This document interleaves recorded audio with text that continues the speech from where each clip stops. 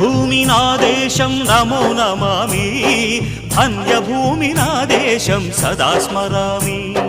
నన్ను కన్న నా దేశం నమో నమామి, అన్నపూర్ణ నా దేశం సదా స్మరామి.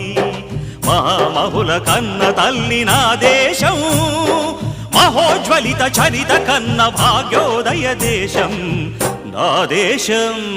పుణ్యభూమి నా దేశం నమో నమామి, ధన్యభూమి నా దేశం సదా స్మరామి.